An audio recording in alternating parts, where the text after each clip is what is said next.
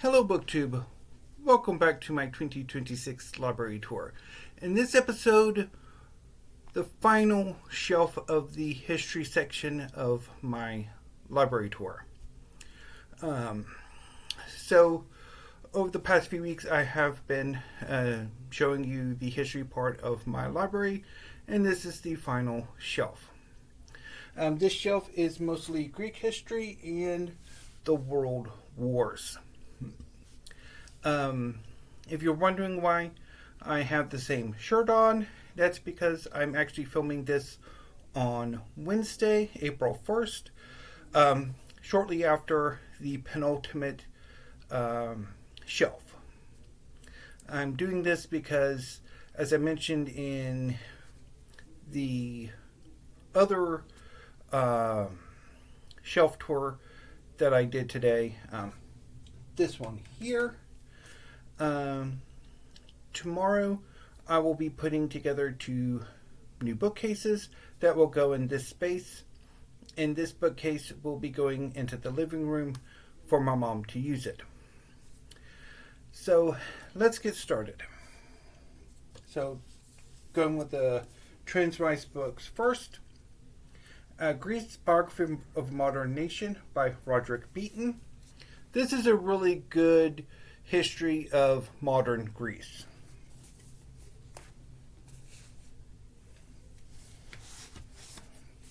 I have not yet really gotten into the Greek Revolution, 1821, and the Making of Modern Europe by Mark Mazauer.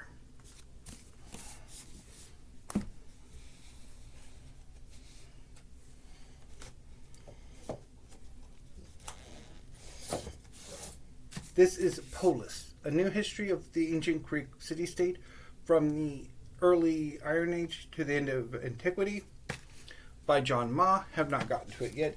I picked it up late last year. The Peloponnesian War by Donald Kagan. So this is a seminal modern history of the Peloponnesian War. I've struggled with this book, though.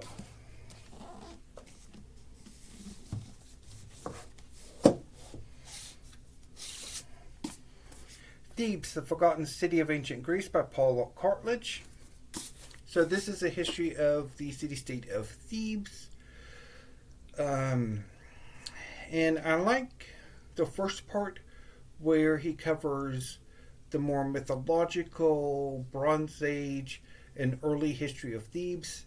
But once the history hits the Peloponnesian War, it's very much, it's basically, if you've read a history of Greece, you've basically read what he's going to say. And so I didn't like the later part.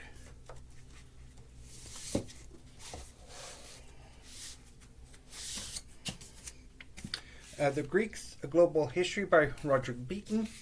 So this is the history of the Greeks from the Bronze Age to the modern times. Some of it is pretty good, some of it is a bit rougher.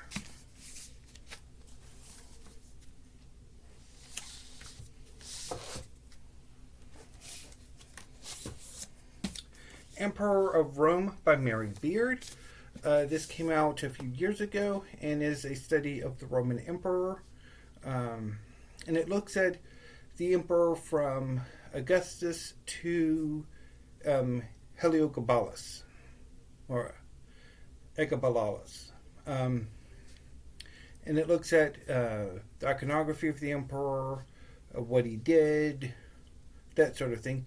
It is pretty good, although I think sometimes she might... she has a few issues, I think, though.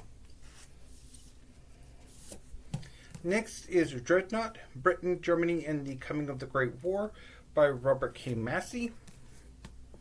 So this is basically about an arms race between Britain and Germany, who could build the most dreadnoughts. I have not really had much success with Robert K. Massey. Scorched Earth, A Global History of World War II by Paul Thomas Chamberlain. Have not gotten around to it yet. Came out, I think, last year.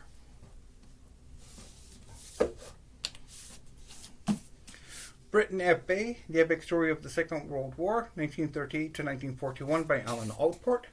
Have not gotten around to.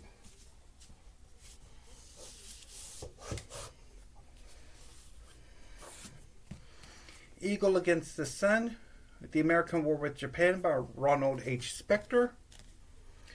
Tried it, I think, last year and did not care for it.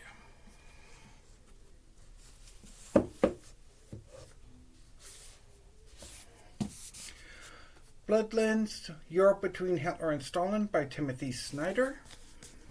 I've tried it and I did not particularly care for it.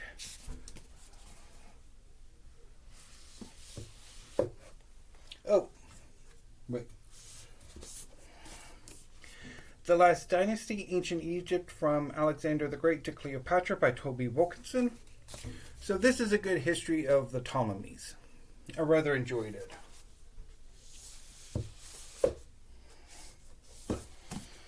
The Fall of Egypt and the Rise of Rome by Guy de la Baudoyer. So this is basically another history of the Ptolemies. Wasn't as fond of it. I don't think Guy de la Baudoyer is for me.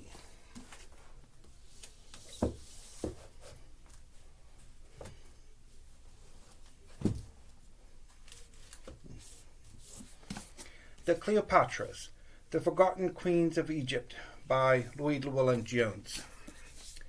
So this is a history of the various Egyptian queens who were called Cleopatra.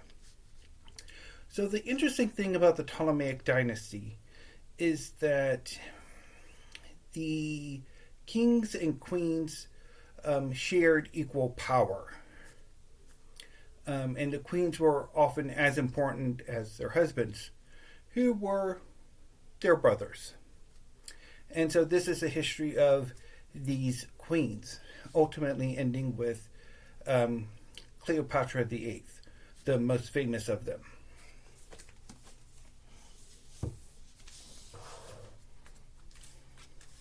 And it is a pretty good book. Cleopatra the Great, The Woman Behind the Legend by Joanne Fletcher. So this is a biography of that last Cleopatra.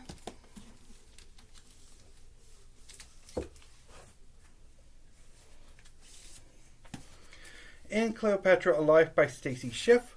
Again, another biography of the last Cleopatra.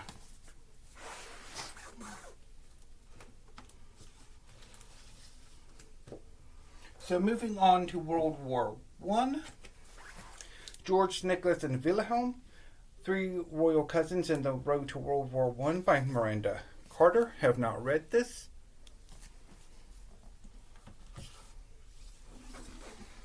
The Proud Tower, A Portrait of the World Before the War, 1890 to 1914 by Barbara W. Tuchman.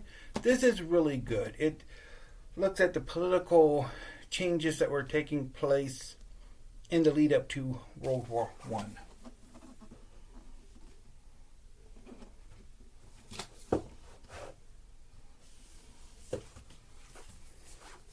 The Sleepwalkers, How Europe Went to War in 1914 by Christopher Clark. This is also pretty good.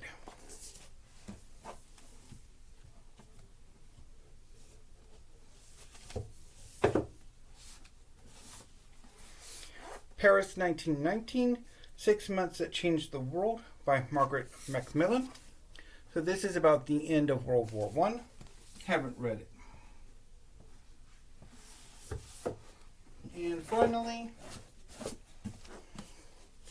The First World War by John Keegan. This is the history of the First World War that I picked up over 20 years ago from St. Edward's University. What they did was, at the time, every year, they would offer for free the accessed books from their collection and donations from professors, and that's how I picked this up.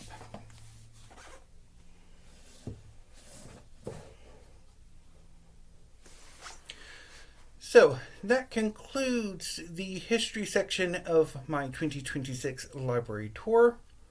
I will be back on Sunday to begin the final leg of my 2026 library tour: fiction, poetry, and drama. So look forward to anthologies. From there, it will be 3 weeks, because currently the